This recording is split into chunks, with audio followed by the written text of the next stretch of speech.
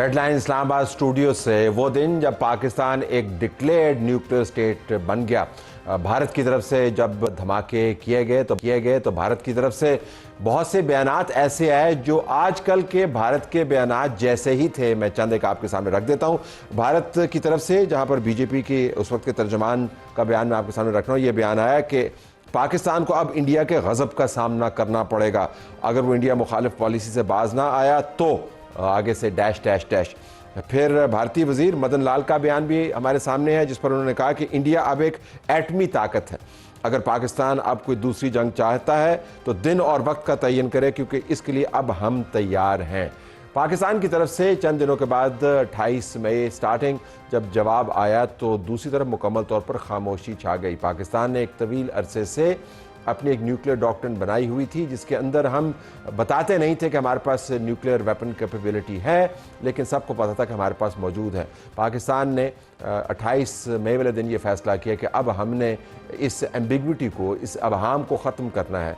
उसकी कीमत भी पाकिस्तान को चुकानी पड़ी। पाकिस्तान के ऊपर सैंक्शंस लगी, पाकिस्तान को लालच दिए गए, लेकिन पाकिस्तान ने जो साइंटिफिक बुनियाद बना दी थी, AQ खान की काविशों की वजह से, समर मुबारक मंद की काविशों की वजह से, मुनीर अहमद खान की काविशों की वजह से और सैकड़ों हज़ारों इंजीनियर्स और साइंसदानों की काविशों की वजह से जो बुनियाद बना दी थी, उसको हम कमज़ोर नहीं करना चाहते थे। आज अगर हिंदुस्तान छोटी जंगों के ज़रिए अपना गुस्सा निकाल रहा है तो उसकी बुनियादी वजह यह है कि बड़ी जंग के वो काबिल नहीं है। पाकिस्तान का न्यूक्लियर प्रोग्राम पाकिस्तान की आन और शान है, और अगर कोई पाकिस्तान के अंदर एक इत्तफाक है किसी नुक्ते के ऊपर, 99.99% लोग ये मानते हैं कि पाकिस्तान के लिए न्यूक्लियर वेपन्स नागुज़ीर हैं। मौजूदा हालात ने यह साबित भी कर दिया कि ये इत्तफाक राय सिर्फ एक मैथोलॉजी नहीं है। हमारे यहाँ पर न्यूक्लियर बम को पूजने वाले नहीं हैं, बल्कि हकीकी ख़तरात के पेश नज़र अब हमारा ये न्यूक्लियर बम हमारी सर्वाइवल के साथ जुड़ा हुआ है।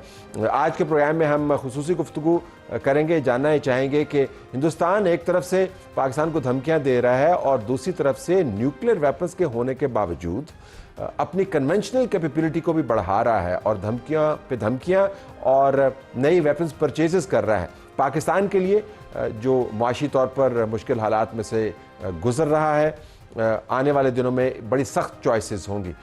मुइशुद्दीन इसको गन्स वर्सेस बटर चॉइस कहते हैं, यानी बंदूक के ऊपर आप लगा लें या लोगों को रोटी फराहम कर दें। पाकिस्तान ने अगर इस रेस में अपने आप को मुकद्दम रखना है, महफूज रखना है और हिंदुस्तान की दहशतगर्दी का मुकाबला करना है, तो कहीं ना कहीं जाके हमें इस सवाल का जवाब तलाश करना होगा। तो प्रोग्राम के पहले हिस्से में हमारे पास इस सवाल का जवाब देने के लिए मिफ्ता इस्माइल साहब मौजूद हैं, जो साबिक वज़ीर ख़जाना हैं, सेक्रेटरी जनरल हैं अवाम पाकिस्तान पार्टी के और बाकायदा क्वालिफाइड इकोनॉमिस्ट हैं।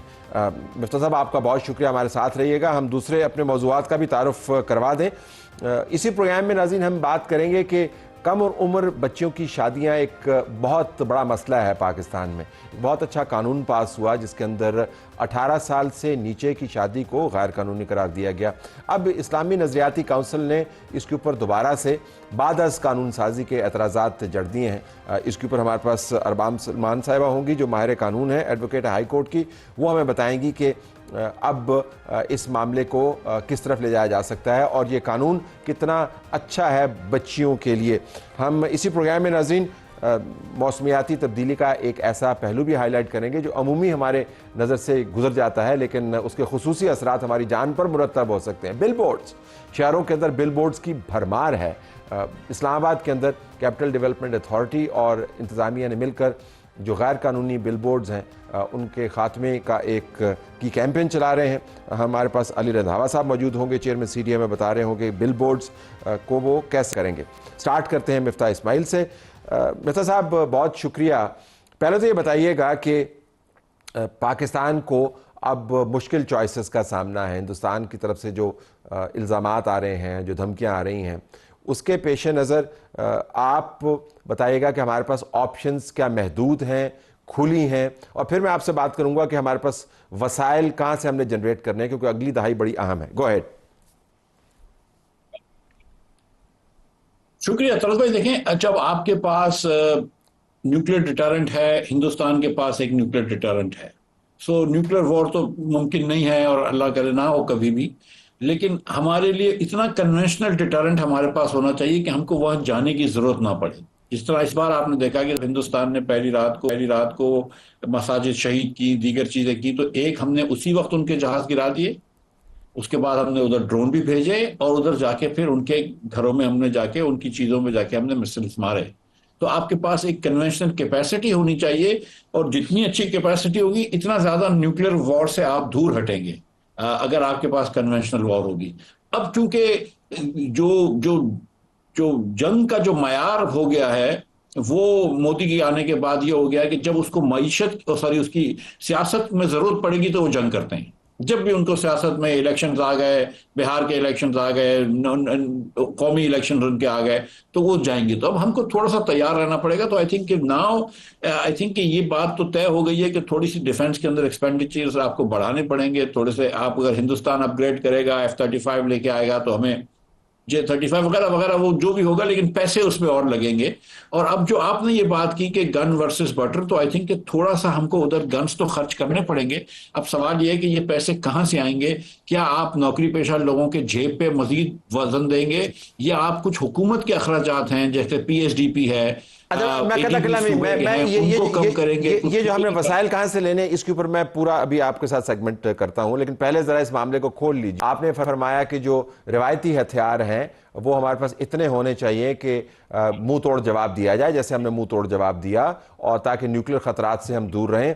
लेकिन मसला ये है कि जब दूसरी तरफ से रिवायती हथियारों की ज़्यादा ख़रीद होगी, जब वो रिवायती हथियारों में अपनी अफादियत ज़्यादा बढ़ाएंगे, तो हमें भी फिर ज़्यादा असला परचेज़ करना होगा। हमने ये कोल्ड वॉर में देखा है कि न्यूक्लियर वेपन्स होने के बावजूद दोनों, उस वक्त का USSR और USA, उन्होंने अपनी रिवायती हथियारों के अंदर बहुत ज़्यादा इन्वेस्ट किया।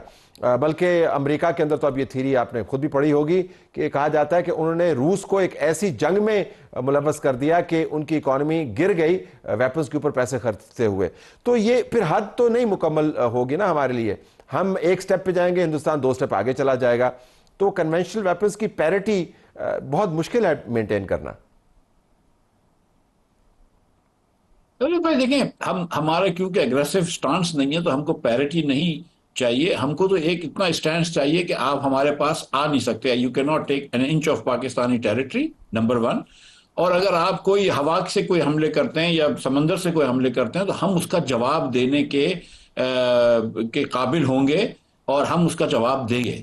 जो इसके अंदर देखें, एक मर्तबा जो सच्ची बात है कि एक जो आपको इस बार जो क्रेडिट देनी पड़ेगी आर्म फोर्सेस की लीडरशिप को, कि वो एक थोड़े से मुस्बत थे और डरे हुए भी नहीं थे। ठीक है, रिस्ट्रेंट जरूर थी, लेकिन डर नहीं रहे थे कोई भी। तो ये भी बहुत जरूरी है। आई थिंक कि थोड़ी सी ज्यादा बहादुरी दिखाई हमने 2019 के तहत के मुकाबले में। लेकिन that said, the fact is कि हमको पैरिटी तो नहीं करनी, लेकिन हमको इतना तो जरूर होना चाहिए ना। अब मजबूरी है, इस नेबरहुड में आप रहते हैं तो आपको कुछ तो करना पड़ेगा। और हिंदुस्तान इस वक्त क्योंकि उसकी मईशत असेंडेंसी में है, तो वो मईशत पे वो अखराजात बढ़ा रहा है फौज के ऊपर, ताकि हमको भी बढ़ाना पड़े। हम वो उनकी ये सोच होगी कि हम नहीं कर सकेंगे। हमको इसके जवाब के अंदर अपनी मईशत को बेहतर करना पड़ेगा। लेकिन असल में जंग जो है वो सिर्फ F-16 J-10 की नहीं है। असल में जंग तो ये है कि हमारे बच्चे जो है वो कितने पढ़े लिखे हैं, हमारे बच्चे कितने पैसे कमा सकते हैं। तो हमको सिर्फ आर्म्स रेस हिंदुस्तान से नहीं जीतनी, हमको इकोनॉमिक रेस भी हिंदुस्तान से जीतनी, और हमको वो भी चीजें ठीक करनी होंगी अपने मुल्क में। मईशत के अंदर अब वो ठीक करना बहुत जरूरी है। जो 10-15 साल से हम बोझ लेके चल रहे हैं, चाहे वो करप्शन का हो, चाहे वो इजारादारियों का हो, चाहे वो दीगर चीजों का हो, उन बोझों को अब साइड पे हटाना पड़ेगा। कुछ असलाहत करने पड़ेंगे बिजली के मामले में, सूबों के मामले में, लोकल गवर्नमेंट। देखें, आप जो है ना, आप पॉलिसी प्लानिंग भी आपने की है, आपने एकेडमिक रिसर्च भी की है, आप दुनिया की बेहतरीन यूनिवर्सिटी से डिग्री होल्डर भी हैं। तो हम उसी आपकी जो क्वालिफिकेशन है उसके पेश नज़र नाज़रीन की सहूलत के लिए मामलात को फौरी मामलात में निस्बतन दूररस नताइज वाले मामलात और दूर परे वाले मामलात में तब्दील कर देते हैं। फौरी मामला ये है कि हिंदुस्तान फौरी तौर पर डिफेंस परचेजेस कर रहा है। फौरी मामला ये है कि फौरी तौर पर उसकी तरफ से खतरा है। फौरी मामला ये है कि हमें भी फौरी तौर पर खतरा से निपटना है। सो अगले 2-3 साल में वो रिफॉर्म ठीक है, तालीम में भी हमें इन्वेस्ट करना चाहिए, सेहत में भी इन्वेस्ट करना चाहिए, लेकिन ज़रा वो दूर के मामलात हैं। तो आपको पता है बतौर फाइनेंस मिनिस्टर कि डिफेंस परचेजेस आर एक्सपेंसिव, तो मैं ये जानना चाहूंगा कि फौरी तौर पर अगर हमें ये काम इन डॉलर्स फॉरेन एक्सचेंज के जरिए, तो हमें फौरी तौर पर क्या ऑप्शंस हैं हमारे पास? देखिए तरस भाई, जो सुना है हुकूमत के लोगों से, दीगर लोगों से, कि 2-2.5 बिलियन डॉलर्स का एडिशनल हमको डेवलपमेंट पे खर्चा करना पड़ेगा, आर्म फोर्सेस के डेवलपमेंट पे, 500-600 अरब रुपए डॉलर्स के अंदर। हुकूमत पाकिस्तान वैसे भी करती है, लेकिन इसमें थोड़ा सा मतलब एडिशनल आपको समझ लीजिए, बिलियन से 2 बिलियन डॉलर एडिशनल आपको बिलियन लगेगा आपको। क्योंकि अल्लाह की मेहरबानी से हमारे कुछ ऐसे दोस्त हैं, चीन हो गया, टर्की हो गया, कि जिनसे हम ले सकते हैं, किस्तों पे ले सकते हैं, लेकिन बहुत ज़्यादा डिले नहीं कर सकते। लेकिन हमने पिछले भी कुछ पैसे लोगों के देने होते हैं। थोड़े से उसके लिए थोड़ा सा हमको वसाइल उस तरफ डायरेक्ट करने होंगे, और हम ये कर सकते हैं। देखिए मैं आपको सच्ची बात बताऊं, देखिए 60-70 बिलियन डॉलर्स का हमारा इंपोर्ट है। अनदर 2 बिलियन उसमें से निकल जाए, अबाउट 3%, वो कोई बैंक नहीं तोड़ देगा। मतलब ये कि 3% और है, थोड़ी सी अगर आप रेमिटेंस में जान लगा लें, थोड़ी सी आप एक्सपोर्ट्स बढ़ा लें, तो उसको आसानी से कवर कर सकते हैं। सो मेरा नहीं ख्याल है कि 2-3 बिलियन के लिए हम फंस जाएंगे, लेकिन इतने ही पैसे देने पड़ेंगे। और इतने पैसे जो मैंने सुना है कि ये एस्टिमेट्स इतना है कि इससे हमको इतना वेपन मिल जाएगा चीन से, दीगर ममालिक से। अपने खुद भी डेवलपमेंट हम कर लेते हैं, काफ़ी हम ड्रोन्स वगैरह बना लेते हैं, आर्टिलरी हमारे पास बड़ी अच्छी है, कि इंशाल्लाह इतनी चीज़ें हम कर लेंगे कि हम वही स्टांस रखेंगे कि हिंदुस्तान को हम एयर सुपीरियरिटी भी नहीं देंगे और लैंड सुपीरियरिटी भी नहीं देंगे। अच्छा, अब आ जाइए रिफॉर्म की बात से पहले हम बात कर लेते हैं कि पैसे हमने कहाँ से बचाने हैं, कौन से खर्चे हमने कम करने हैं, जो आप जिक्र पहले फरमा रहे थे। और आपने रिपीटेडली मुख्तलिफ प्रोग्राम्स में, मेरे प्रोग्राम समेत, इस बात पर इसरार किया है कि हमारी रियासत के खर्चे जो हैं इसकी अपनी वक़्त से बहुत ज़्यादा हैं, और हम शाह खर्चियों में मुब्तला हैं इस वक्त। तो ज़रा शाह खर्चियों की लिस्ट आप बताएं ना, ताकि दोबारा से हम बता सकें आवाम को कि यहाँ पर हमें तलवार खींचनी है, यहाँ से गोश्त काटना है, और हमने ये गोश्त वहाँ पर लेके जाना है जहाँ पर इसकी ज़रूरत है। गो हेड। लेकिन शुरू करते हैं। आज के दिन सिंध हुकूमत और पंजाब हुकूमत के पास 1-1 ट्रिलियन रुपया बैंक में रखा हुआ है, जो इनके पास एक्सेस सरप्लस है। मगर हम फिर भी अगले साल इनको इससे ज्यादा पैसे देंगे, इससे 15-20% ज्यादा पैसे देंगे जो पिछले साल दिए थे। वफाक के पास एक कौड़ी नहीं है। वफाक जो है, इसको 8,500 अरब रुपए का खसारा होगा। सारा मसला एनएफसी अवार्ड से आता है कि जब तक एनएफसी अवार्ड को आप ठीक नहीं करेंगे, वफाक के पास पैसे नहीं होंगे। अब अगर क्योंकि बजट आ गया है, शहबाज साहब ने 1.25 साल जाया कर दिया, तो कम से कम आप ये कर सकते हैं कि वफाक के अंदर जो पीएसडीपी है, जो लास्ट ईयर पहले 14.5 अरब रखा था, फिर 11.5 लेके आए, जो कि 65% इंक्रीज था, वो पीएसडीपी की कोई जरूरत नहीं थी इतने पैसों की। इसी तरह सूबों के एडीपीज हैं, एनुअल डेवलपमेंट प्लान, मैं आपको यकीन दिला रहा हूं कि इसके अंदर बहुत आसानी से आधे से ज्यादा पैसे काट जाते हैं। इस साल जो है वो 2500 से 3000 अरब रुपया ये 3-4 सूबे और वफाक मिलकर खर्च करेंगे। इन 3000 या 2500 अरब रुपया जो खर्च करेंगे, इसको आप 1000-1200 अरब पे ला सकते हैं आराम से। 1000-1200 अरब रुपया उधर बचा सकते हैं। उससे आप जो है वो फौज को भी आप वेपन्स दिला सकते हैं, आप थोड़ी सी नौकरी पेशा लोगों को भी रियायत दे सकते हैं, और दीगर चीजें भी कर सकते हैं। थोड़ी सी बिस्क की पेमेंट्स भी बढ़ा सकते हैं जो गरीब लोगों को दे सकते हैं, थोड़ी सी तालीम के ऊपर कर सकते हैं। लेकिन मिर्जा साहब देखें ना, ये जो डेवलपमेंट का फंड है, वो कहते हैं ये तालीम में जाते हैं, ये सेहत में जाते हैं, ये लोगों को तहफ़्फ़ुज़ फराहम करने में जाते हैं, ये तामीरात के लिए हैं, ये उन मामलात के लिए हैं जो अक्सर आप एदाद शुमार देते हैं कि इतने बच्चे जो हैं स्कूल से बाहर हैं, इतने लोगों के पास सेहत नहीं है, इतने लोगों के पास पानी नहीं है, ये खराजात जाते हैं। तो वहां से काट दें क्या? नहीं सर, देखें, एक पैसा एजुकेशन के बजट से काटने का मैंने नहीं कहा है, एक पैसा मैंने तालीम और सेहत के बजट से काटने का नहीं कहा। मेरी गुजारिश आप सुन लीजिए, 3000 स्कूलें जो पिछली बलूचिस्तान में बनी है ना, उसमें 2700 स्कूलें खाली पड़ी हैं, गोश्त स्कूल्स हैं। तो गोश्त स्कूल बनाने से तो बच्चे को तालीम नहीं मिल जाती। एक मिसाल आपसे दे रहा हूं। आपने जो 700 अरब रुपया पिछले बजट में वफाक और सूबे के बजटों में आपने एमएनएज और एमपीए हजरात के लिए रखा हुआ था, 700 अरब रुपया। और आप भी जानते हैं सर कि कहीं 20% होता है, कहीं 40% होता है, कहीं 50% होता है, ये किधर जाता है? तो हो सकता है, चले मैं कहता हूं चलो ये जो नालियां बनानी है, रोड डालने हैं, ये भी जरूरी है, मैं समझता हूं ये जरूरी है, एमएनएस को फंड भी चलो जरूरी है, लेकिन 1-2 साल तो रोक सकते हैं ना। अगर इधर हम अपनी वतन की बका की जंग लड़ रहे हैं, अगर हिंदुस्तान से हम इज्जत के साथ, आज पाकिस्तान की इज्जत है ना इधर दुनिया में, क्योंकि आप जंग जीते हैं, खुदा ना खास्ता अगर ये हारे होते तो क्या हाल होता। तो फिर आप इसलिए तो आपको तो आप इसको सेक्रीफाइस करें। हम ये कहां बोल रहे हैं कि आप टीचर्स की सैलरी काटें, हम ये कहां बोल रहे हैं कि आप कम टीचर्स हायर करें या नर्सेज हायर ना करें, वो सब करें आप। लेकिन इस वक्त अगर आप कोई गली, मतलब मैं आपको एक एग्जांपल दे देता हूं। पंजाब हुकूमत ने हर मुस्लिम लीग के एमएनए को, पंजाब हुकूमत ने एमएनएस को 35-35 करोड़ रुपए दिए। वफाक ने हर एमएनए को मुस्लिम लीग के पंजाब के 25-25 करोड़ रुपए दिए। वो 60-60 करोड़ रुपए वो अपने प्रोजेक्ट्स बनवाते हैं। अगर वो एक साल नहीं बनवाएंगे, अगले साल 70 करोड़ रुपए मिलेंगे, वो ना बनवाएं तो क्या फर्क पड़ेगा। इसी तरह पीपल्स पार्टी भी जो है वो अपने एमएनए और एमपीएस को पैसे बांटती है, वो बिल्कुल नजर नहीं आते, लेकिन कहीं ना कहीं तो लगते हैं वो पैसे। केपी के अंदर माशाल्लाह से आप जानते हैं कि क्या हो रहा है। सो अगर हम मिन हासिल को हम ये समझते हैं कि हमारा दिफा भी बहुत जरूरी है, मिन हासिल को हम ये समझते हैं कि हमारे बच्चों को तालीम देना भी बहुत जरूरी है, और इसमें हम फेल हो चुके हैं। 10 में से 8 पाकिस्तानी बच्चा 10 साल का नहीं पढ़ सकता है 2 जुमले उर्दू में। अगर ये हम दोनों चीजों में फेल हो गए हैं, तो फिर हमको क्या जरूरी नहीं है कि इस साल हम थोड़ी कम कर दें, थोड़े से रोड रास्ते कम कर दें, थोड़ी अपनी प्रायोरिटीज चेंज करें। इस साल हम दिफा में दे दें पैसे, बिस्ट में पैसे दे दें, तालीम पे लगा दें, और टैक्स लोगों की थोड़ी सी नौकरी पेशा लोगों को छूट दे दें। रियासत के हुजूम पर भी बात कीजिएगा। पाकिस्तान की रियासत का हुजूम मौजूदा हालात में आपको कैसा लगता है? बहुत ज़्यादा है, बहुत बड़ा है? कहाँ से हम जो है एक्स्ट्रा फैट काट सकते हैं?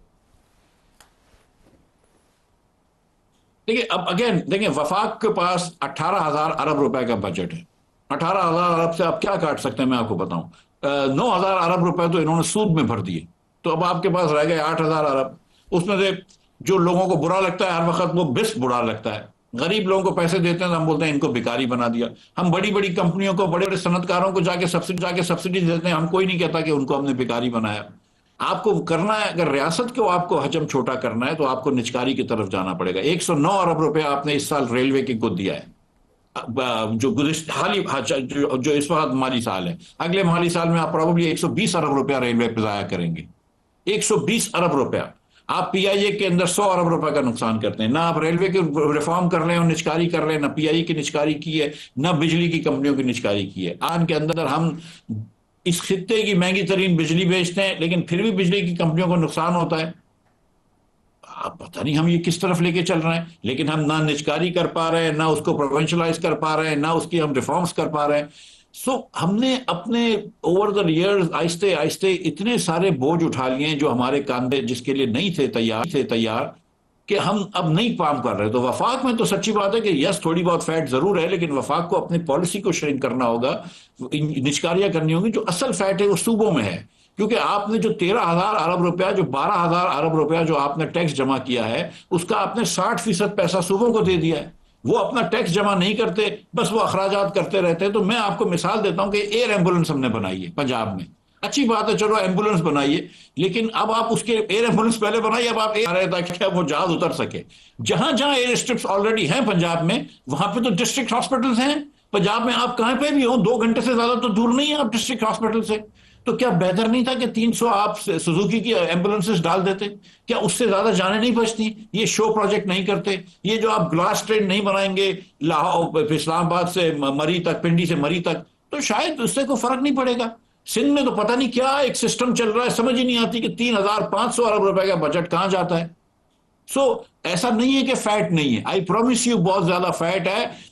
इधर तक फैट है कि जब सूबे आपको जो कहते हैं कि हमारे पास इतनी गंदम पड़ी, उतनी गंदम भी पीछे नहीं होती, 5-5 लाख टन कम हो जाती है गंदम। आई हेयर यू मिफ्ता साहब, बहुत शुक्रिया, आपने तवज्जो दिलाओ नोटिस दिया कि पाकिस्तान के हालात क्या हैं और ज़रूरियात क्या हैं और हमारी आदात क्या हैं। अगर हमने हकीकी तौर पर इन ख़तरात का इदराक करना है, जो कि हमें हो जाना चाहिए, तो फिर हमें अपनी आदात भी तब्दील करनी होंगी, अतवार भी बदलने होंगे। ये बजट सिर्फ मरकज़ के हवाले से अहम नहीं है, बल्कि सूबों के अंदर किस तरीके से एलोकेशंस होगी उस हवाले से भी अहम है। और NFC अवार्ड के तहत जो एलोकेशंस होती हैं वो तो एक बड़ा पुराना मसला बन गया है, लेकिन अब उस मसले को दिफा के ज़ाविये से हमने देखना है। स्टे ट्यून, प्रोग्राम हमारा जारी है।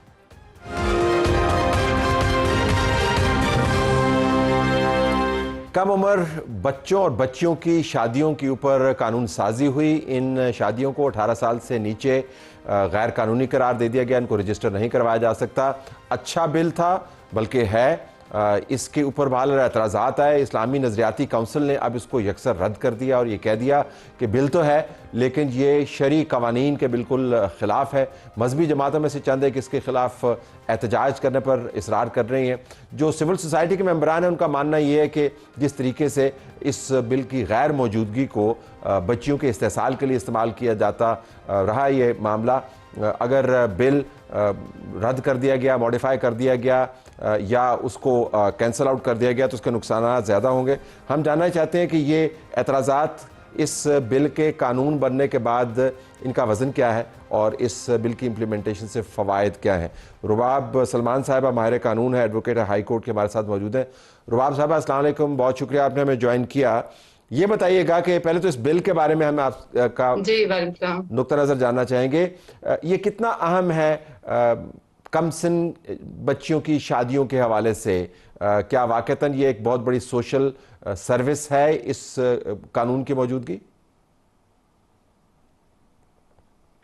डेफिनेटली हमारे मुल्क में जो अभी वैसे शादियां हो रही हैं और ऑलवेज हम इसे कंसिडर यही करते थे कि जो है लड़की की एज जो है वो 18 साल होगी और लड़का की भी, तो वो बालिग जो है वो कंसिडर किए जाते थे। और जितनी भी सो कॉल्ड हम जिसे कोर्ट मैरिजेस कहते हैं वो भी इसी बिहाफ पे जो है वो हो रही थी कि 18 साल का लड़का और लड़की जो है दे कंसिडर सोशली उन्हें समझा जाता था कि वो बालिग हैं और वो शादी कर सकते हैं। ये बिल जो है वो स्पेसिफिकली अगर मैं इसको थोड़ा सा लेके जाऊं बैक पे, तो 1929 में ऑलरेडी जो है वो एक और बिल पास हो चुका था जिसको चाइल्ड मैरिज रिस्ट्रेंट एक्ट है 1929, जिसमें ऑलरेडी जो है बच्ची की और बच्चे की उम्र जो है वो बता दी गई है कि एट व्हाट एज वो शादी कर सकता है, जो कि लड़की की एज 16 साल थी और लड़के की एज जो है वो 18 साल थी। अब जो है इस बिल में जो अभी रिसेंटली जो है वो असेंबली में पास हुआ है उसमें जो है उसकी एज लड़की की वो एक्सटेंड कर दी है, वो भी 18 कर दी है और लड़के की भी एज 18 कर दी है। So this is the difference. दूसरी बात इंपॉर्टेंट जो मैंडेटरी कर दी है वो ये कर दी है कि उनका CNIC होना जरूरी है, क्योंकि बाद में जो है बहुत सारे लीगल इश्यूज आते हैं लड़की का जो है वो CNIC ना होने की वजह से उसकी जो शादी है वो एक उसके लिए एक मुहिमा ही रह जाती है। Never it get solve. वो हमेशा यही लगता है कि जी शादी हुई थी नहीं हुई थी, कोई रीजन नहीं है, कोई ID कार्ड नहीं है उसके ऊपर, उसके नादरा के ऊपर कोई इसकी रजिस्ट्रेशन नहीं आ सकती, कोई चीज प्रॉम्प्ट नहीं होती, उसका अपना कोई रिकॉर्ड जो है वो सेल्फ बन नहीं रहा होता। दूसरा इसमें ये किया पहले भी जो है जो अंडर एज 16 से नीचे या 18 से नीचे नाबालिग बच्चों की अगर कोई शादी करते थे तो उसके लिए सजा थी, लेकिन वो सजा जो है वो इतनी ज्यादा उसके ऊपर जो है वो एम्फसाइज नहीं था। इसके अंदर उस सजा को जो है वो स्टैट्यूटरी बढ़ा दिया गया है, वो 7 से 10 साल कर दिए गई है, और जो कि मेरे ख्याल में एक बड़े क्राइम जो है ना उसके अंदर उसका जो है वो अंदर आ जाता है।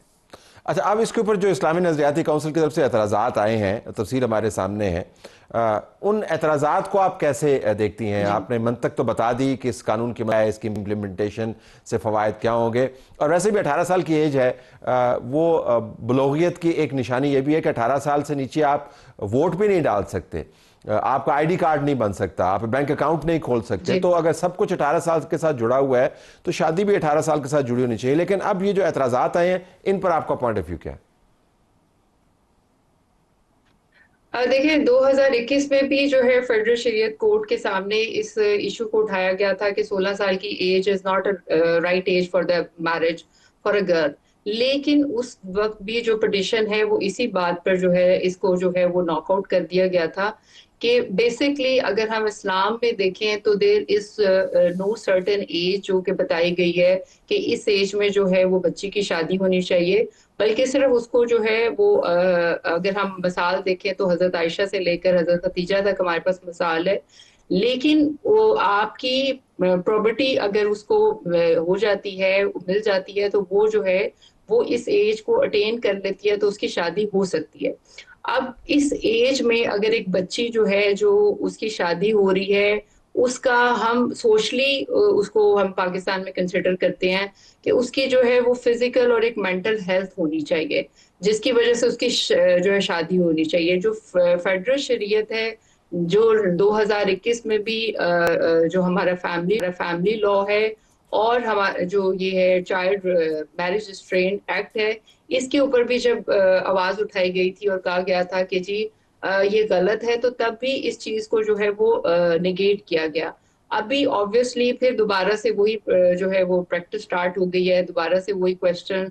लेकिन अगर हम मेरी भी बहुत सारे स्कॉलर से इसी सिलसिले में बात हुई, कुछ स्कॉलर्स का यही कहना है कि जी जो इस्लाम है वो हमें रिस्ट्रिक्ट नहीं करता, वो हमें किसी एज के ऊपर जो है वो स्टिक नहीं करता कि यही एज होनी चाहिए और इसी में शादी होनी चाहिए। हमारे पास जो शरीयत से मसाले हैं वो भी हमें यही बताती हैं, और यहाँ पर हमें यही बात जो है वो नजर आ, ये ऑब्वियसली ये दौर जो है वो दोबारा से चलेगा, दोबारा से डिबेट्स होंगी, और मेरा नहीं ख्याल है कि इसमें जो है वो हाँ, व्हाट आई से कि 16 से इसको 18 कर देना इज मोर प्रॉपर, बिकॉज आप जो है वो एक पाकिस्तानी सिटीजन होने के नाते जो है वो इसको अपने आप को आइडेंटिफाई कर लेते हैं। आपकी एक जो है वो सिटीजनशिप बन जाती है, और आपका एक नाम होता है, और आपको पता होता है कि now you are going for the second step in life. तो दैट इज वेरी इंपॉर्टेंट। तो मैं ये समझूं कि अगर आप जज होती और दोनों अतराफ के आर्गुमेंट्स सुन चुकी होती तो आपका फैसला हतमी क्या होता कि ये बिल सही है या नहीं? बिल्कुल, दिस इज कंसिडरेबल, क्योंकि जो है वो जब तक सोशली अगर हम देखें, फिजिकल और मेंटल हेल्थ जो है उसको हम उसको पैरामीटर जो है उसको हम साइड पे रख दें, लेकिन एक बंदा जो है हमारे मुल्क में अडल्ट जो है वो 18 साल की उम्र में होता है। बहुत सारी चीजें जैसे CNIC is very important thing, और जिस तरह हम रोज अपनी लाइफ में लिटिगेशन देखते हैं, और जो लड़कियां हैं खास तौर पे वो इस चीज से सफर कर रही हैं। Okay, I have to leave it there. बहुत शुक्रिया नाज़रीन, प्रोग्राम जो हमारा जारी है।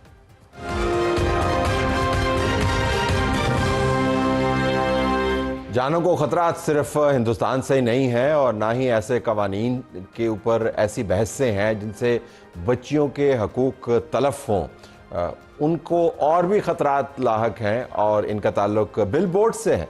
हालिया मौसमियाती तब्दीलियों ने बिल बोर्ड्स के मामले को एक और जाविया दे दिया है। सिर्फ आंखों को चुभने वाले ही ये इंस्टॉलेशंस नहीं हैं, बल्कि अब सर पर गिरकर और तबाही फैलाने वाली इंस्टॉलेशंस भी हैं। इस्लामाबाद के अंदर कैपिटल डेवलपमेंट अथॉरिटी ने एक बहुत अच्छा काम किया। इंतज़ामिया ने ये कहा कि जो गैर कानूनी और कमज़ोर बिल बोर्ड्स हैं, अनऑथराइज्ड हैं, उनको आपको फौरी तौर पर हटा देना चाहिए। पाकिस्तान भर में मेरे ख्याल में बिल बोर्ड्स पर ऐसा ही काम होना चाहिए। ज़रा पूछते हैं कि इसके पीछे हिकमत क्या है, और ये बिल बोर्ड्स आए कहाँ से, शहर में लग कैसे गए।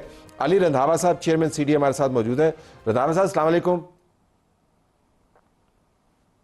जी वालेकुम अस्सलाम। ये फरमाइएगा कि अगर ये बारिशों से और हवाओं से तूफ़ानी किस्म की तबाही ना होती तो क्या हमारी तवज्जो ये जो आसमान से ज़रा नीचे लटकती हुई ख़तरनाक किस्म की अमवात के मौक़े हैं बिलबोर्ड्स की सूरत में, उन पर हमारी नज़र जाती या नहीं?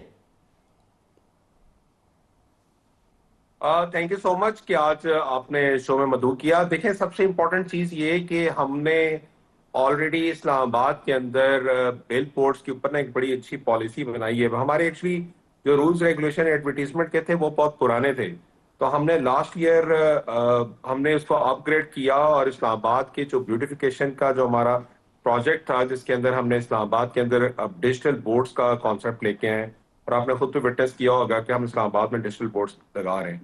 अब इस्लामाबाद के अपने डायनामिक्स हैं। We being the capital of Pakistan, we wanted to make it one of the most beautiful living capital of the world. तो उसके ऊपर हमने डिजिटल बोर्ड्स की पॉलिसी लेके आए। जब हमने इसको ऊपर जरा थोड़ी सी रिसर्च की तो हमारे पास बहुत सारे ऐसे बोर्ड्स थे जो रूरल एरिया पे ऊपर, खास तौर पे जब आप इस्लामाबाद के एंट्रेंस पे आए हैं तो बहुत सारे ऐसे बोर्ड्स थे जो पुराने लगे हुए थे, उनकी सेफ्टी सिक्योरिटी का था। तो हमने इसके ऊपर उनको रिमूव करना शुरू किया, और एडवर्टाइजर्स के साथ हमारी डिस्कशन भी हुई। मैं यहाँ पे ये जरूर बताऊंगा और उनका शुक्रिया अदा करूंगा, बहुत सारे लोगों ने वॉलंटरी तौर पे बोर्ड्स हटा दिए।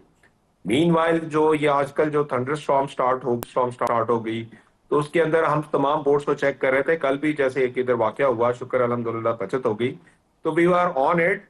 अब हम इस्लामाबाद के अंदर हम ये नहीं कह रहे कि बिल बोर्ड ना लगे। इस्लामाबाद के अंदर अगर बिल बोर्ड लगेगा तो प्रॉपर सेफ्टी सिक्योरिटी के हिसाब से और डिजिटल के तरीके से और without compromising on the beauty of the city. आपने देखा होगा बड़ा हैज़ार्ड ग्रोथ हो गई थी बिल बोर्ड्स की, और जिसका जहां दिल करता था वहां पे बिल बोर्ड्स जरा सेफ्टी और सिक्योरिटी के बारे में कथा कलम, जरा सेफ्टी और सिक्योरिटी के बारे में बताइएगा कि सेफ और सिक्योर बिल बोर्ड से मुराद क्या है? देखिए, सबसे इंपॉर्टेंट चीज ये है कि जो बिल बोर्ड का जो मटेरियल है, जो बिल बोर्ड की जो लेंथ है और जो बिल बोर्ड की जो हाइट है, वो हमारे सीडीए के इंजीनियरिंग पैरामीटर्स को पूरा करते हो, उसकी स्ट्रेंथ प्रॉपर हो, तब हम उसको अलाउ करते हैं। ऐसे नहीं है कि जिसका दिल करे वो बिल बोर्ड करेगा। प्रॉपर उसके इंजीनियरिंग पैरामीटर्स के हिसाब से हमें होगा। जब सीडीए उसको ओके करेगा, देन आईसीटी एडमिनिस्ट्रेशन उसकी अप्रूवल देगी। हमने इसलिए दो मुख्तलिफ पैरामीटर्स इसलिए रखे कि हमारा सीडीए का सिर्फ काम है कि ब्यूटिफिकेशन के हिसाब से और इंजीनियरिंग पॉइंट ऑफ व्यू से अगर चीजों को ओके करता है तो आईसीटी इसको ओके करेगा। This is for the security.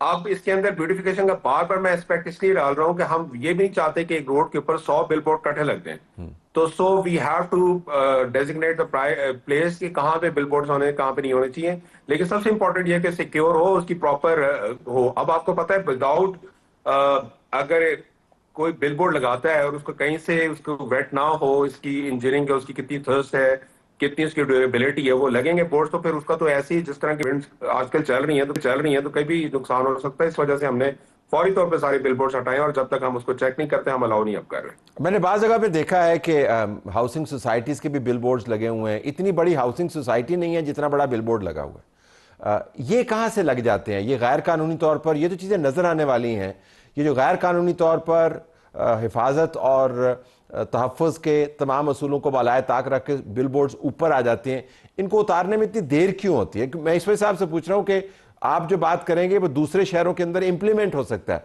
वहाँ पर तो मसाइल बहुत ही गंभीर हैं। आपने खुद सर्व किया हुआ है, वो तो बहुत ही कॉम्प्लेक्स इश्यूज़ हैं। तो हम जो का असर दूसरे शहरों पर भी होगा। सर देखिए, मेरे इस पे सबसे इंपॉर्टेंट चीज ये है कि हाउसिंग सोसाइटी हो या कोई डेवलपमेंट सेक्टर हो या किसी का प्लाजा हो, अगर आप विदाउट गवर्नमेंट अप्रूवल अगर कोई आप बिल बोर्ड लगा देंगे तो उसका फिर साइड इफेक्ट जरूर होंगे। गवर्नमेंट ने अगर किसी चीज की अप्रूवल देनी है तो उसकी पहले स्ट्रेंथ चेक करनी है, फिर उसके प्रॉपर उसके जो है डायमेंशंस वो सेट करने हैं, फिर उस प्लेस की हिसाब से देखने हैं। अगर एक पॉइंट के ऊपर आप 1000 बिल बोर्ड ला दें और बड़े बड़े लगा देंगे तो मकसद एडवर्टीजमेंट का नहीं है। मकसद ये है कि वो जो बेसिक पर्पस था ब्यूटिफिकेशन का वो भी कॉम्प्रोमाइज हो जाएगा, उसके एथिकली भी बुरा लगेगा और सेफ्टी भी बुरी लगेगी। तो हम सारी चीजों को रख के हमने अपने जो नए एडवर्टीजमेंट अपने रूल्स बनाए हैं उसके अंदर हमने सारी चीजें करी। और बल्कि अगर हम उसके साथ बाकी मतलब सूबों के साथ भी हम शेयर कर देंगे, इसके ऊपर हमने जो इंटरनेशनल स्टैंडर्ड्स हैं उसको हमने डबटेल किया है। और इसी वजह से अब जो हमारे पुराने बिल बोर्ड्स हैं हम सबको रिमूव कर रहे हैं, और बहुत सारों ने तो वॉलंटरी तौर पर रिमूव किया।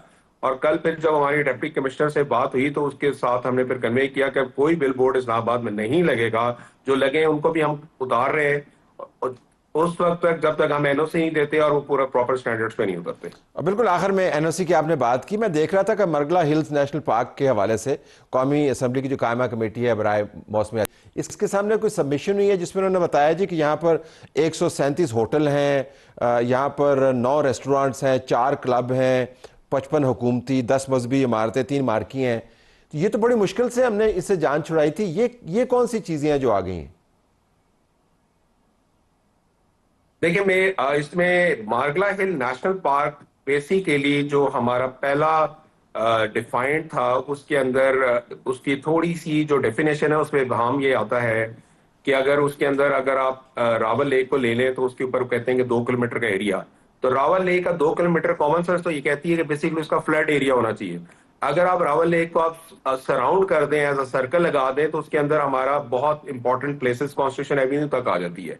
इसके लिए हमने फिर जो अब नया इस्लामाबाद नेचर एंड एक्ट हमारा 2024 आया है उसके अंदर ये कहा है कि Margalla hill national park has to be redefined. Basically Margalla hills जो है ना हमारा क्राउन अगर आप कह सकते हैं इस्लामाबाद का, that is the Margalla hills, but it needs कि हमारा जो रिजर्व फॉरेस्ट है और जो हमारा पुराना कंपार्टमेंट फॉरेस्ट था, it has to be reserved. अब वो उसके लिए हमने ये किया है कि हम सर्वे जनरल ऑफ पाकिस्तान को के साथ जो प्रॉपर मार्गला हिल्स जहाँ पे होनी चाहिए वो, और जो पे प्रॉपर नेशनल पार्क डिफाइन होना चाहिए उसको हम कर रहे हैं।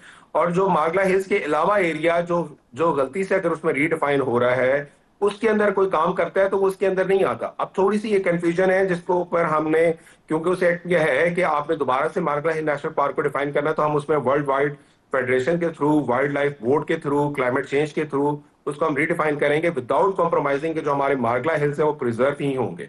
इसको हम इसके ऊपर काम कर रहे हैं। थोड़ी सी कंफ्यूजन है, इसके हिसाब से ये 150 होटल्स और इसकी बात आई है। अदरवाइज आप अगर मार्गला हिल्स के ट्रैक पे जाएं तो आपको इस तरह की कोई चीज नजर नहीं आएगी। Okay, I have to leave it there. नजराना साहब बहुत शुक्रिया, आपने हमें ज्वाइन किया। नाज़रीन, हमारी तरफ से यही कुछ इजाजत चाहते हैं। अल्लाह हाफिज।